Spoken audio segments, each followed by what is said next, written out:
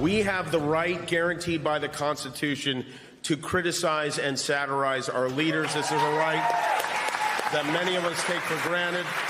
It's one that I took for granted for the first 57 years of my life until September of last year. We will not stand by when comedy and journalism and dissent are censored and regulated. That was Jimmy Kimmel accepting a Peabody Award. Not for comedy, not for ratings, for resistance. For using a late-night show as a tool of dissent. And he did it by stringing together every nickname the internet has ever given one specific person. Commander and Thief, Orange Julius Caesar, Pumpkin McPornhumper, Blob the Builder. Now, I'm not here to debate whether those names are funny or fair or appropriate. What I am here to do is show you what happened the same weekend that award was being handed out, because the story that broke is genuinely one of the most embarrassing, most revealing, and most chaotic cultural moments we've seen in years. And I want to walk you through it piece by piece, because on the surface it looks like a comedy story. But underneath, it's actually something much bigger than that. So here's where we start. There's an event, you may have heard of it, called Freedom 250, Presidential Concert Series, branded, promoted, tied directly to the administration. The idea apparently was to pull together a lineup of musical acts who were willing to perform at a celebration of all of this. Now, think about what that pitch looks like from an artist's perspective. You get a call. Someone says, "Hey, want to play a concert associated with the president?" And in any other era, for a lot of artists, that's a complicated but manageable question. You weigh it. You think about your fan base, your brand, your politics. In this era, artists looked at that offer and they ran. Not walked, ran. One by one, act after act. Even Bret Michaels, former Celebrity Apprentice winner, a guy who literally won a competition hosted by this president, dropped out.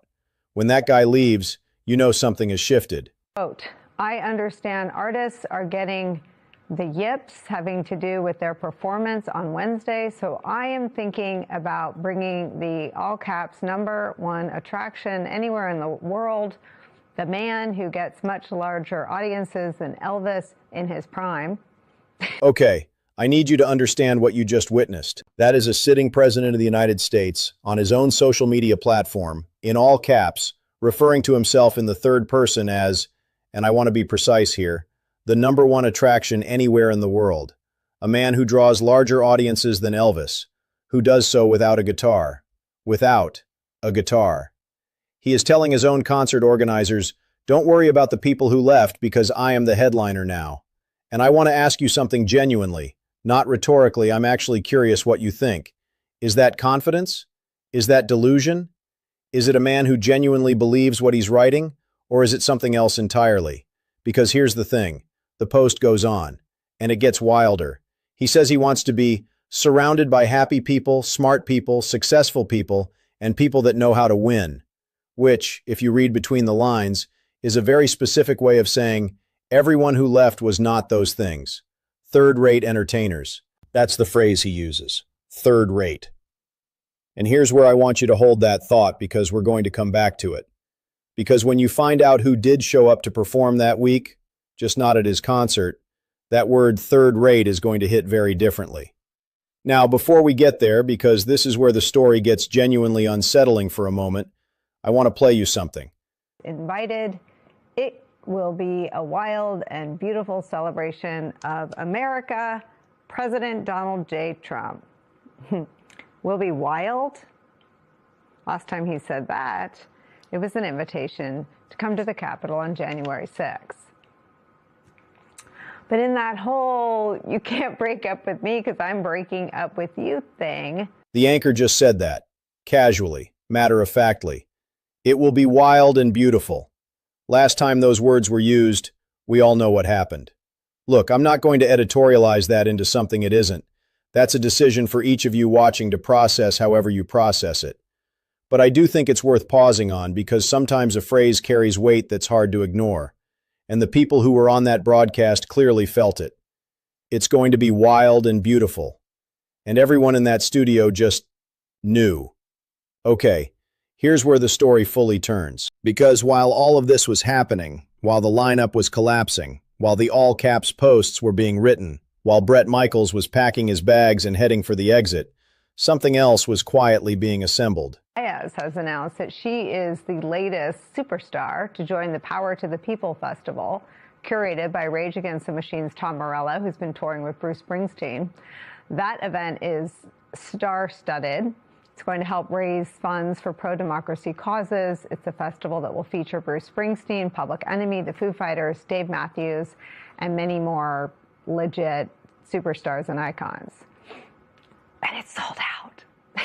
Don't tell Donald. And it's sold out. 3 words. 3 words delivered completely deadpan. And it's sold out. While the Freedom 250 was scrambling to find anyone willing to stand on stage, the Power to the People Festival, curated by Tom Morello of Rage Against the Machine, who's been touring with Bruce Springsteen, had assembled. Bruce Springsteen, Public Enemy, Foo Fighters, Dave Matthews, Joan Baez, and it was sold out.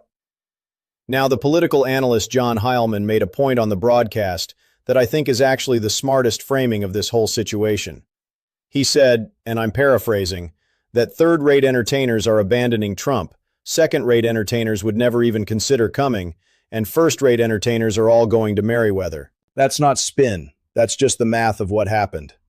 And this is where I want to ask you, does the artist exodus tell us something real? Or is this just the entertainment industry being what it always has been? Politically homogeneous, coastal, liberal, whatever your preferred framing is. Because I think there's an argument to be made either way. And I want to get to what Joan Baez actually said, because it complicates the simple version of this story in a way that I think matters. And she said to me, this moment is scarier than it was when she was, and I'll quote her, which she said, we were standing with Martin and we were there. She said we were together. You know, we had the culture, we had the music, we had each other. And she said to me, I interviewed her about a year ago, this moment is worse. This moment feels scarier. Let that breathe. Joan Baez, a woman who sang at the March on Washington, who stood next to Martin Luther King, who spent decades as the living embodiment of music as protest. That woman looked at what's happening right now in 2025 and said, this feels worse. That's not a political talking point. That's a testimony from someone who has seen the entire arc, from the civil rights movement through Vietnam, through every protest generation since, and placed this moment as the scariest of her lifetime. And I think what makes that statement so striking is the contrast. Because on one hand, you have an increasingly absurdist situation. One-hit wonders dropping out of a presidential concert, C+C Music Factory still on the bill, the president posting about himself in all caps at what sounds like 2 a.m. And it is easy, honestly tempting, to just laugh at all of it. But Joan Baez saying this is the scariest moment pulls you back from the laugh. It reminds you that the artists who showed up to that rival festival aren't just making a scheduling choice. To them, and to a lot of people watching events unfold, this is something more than optics. And then there's this, because the story would not be complete without this detail. Vanilla Ice. I need you to understand the moment Vanilla Ice became a geopolitical data point. On the broadcast, analyst Dominic was quoted talking about an interview with Vanilla Ice, one of the few artists staying in for the Trump event, in which Vanilla Ice said, reportedly, that he'd play for Putin and play in Iran. And Dominic's response was perfect. Well, yeah, that's kind of the problem, you would. Think about what that sentence is doing. It's not an insult. It's a sorting mechanism. There are artists who have a line, and then there are artists who don't. And which group you're in tells people something about you. That's the dividing line Dominic was pointing to. Not left versus right, not popular versus obscure. It's, do you have a line or don't you? And apparently right now the artists with a line are at Merriweather, and the ones without one are doing Freedom 250. Now here's the part that I think gets genuinely underreported in all of this, and I want to spend a minute on it. There's a shift happening in culture right now that's easy to miss because it's happening slowly and loudly and through a lot of noise. But the analyst on that broadcast pointed to something real when he said that for a long time, the fracture in culture, the fact that we no longer have a monoculture, the fact that everyone lives in their own media ecosystem, actually helped keep dissent fragmented and quiet. If everyone is watching different things, consuming different content, listening to different music, it's hard to build the kind of unified cultural resistance that, say, the 1960s had. But something is shifting. Joan Baez saying there is safety in numbers, artists starting to organize publicly, festivals selling out, the fact that the counter-narrative now has a headliner in Bruce Springsteen. These aren't nothing. And whether you think that's exciting or concerning probably depends on where you sit politically. But I don't think you can watch what happened this week and argue that culture is still sitting this one out. So let's bring it back to where we started. Freedom 250, a presidential concert, an all-caps Truth Social post, a self-nomination as a headliner bigger than Elvis, without a guitar, versus Springsteen, Foo Fighters, Public Enemy, Joan Baez, sold out. The word Trump used, his own word, was third rate, for the artist who bailed. The problem, as John Heilman put it on live television, is that the third-rate ones are the ones who left. The second-rate ones never picked up the phone. And the first-rate ones are all booked somewhere else. He picked them. He built that lineup. And when it collapsed, rather than let it go quietly, he turned it into a moment that ended up being the most discussed entertainment story of the week, but not in the way he intended. Here's my genuine question for you, and I want to know what you think in the comments. Is the artist revolt symbolic, or does it actually matter? Does it change anything? Any policy, any polling, any real-world outcome when Springsteen headlines a different concert the same week? Or is this, when all is said and done, just a very loud culture war moment that sounds significant and changes nothing? Because I've seen smart people argue both sides of that.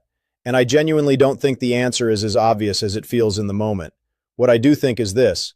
When a woman who sang at the March on Washington says this feels worse, that's worth taking seriously. Whether you agree with her politics or not. Whether you think the concert drama is funny or exhausting or both. Some moments in the culture tell you something about where things actually are. And this week, two different concerts, in the same city, in the same cultural moment, told you everything you need to know about where artists, and maybe a lot of other people, think things stand. Drop your take in the comments. And if you want to see the full Joan Baez interview context and what Morello has been saying about this tour, I'll link that below. See you in the next one.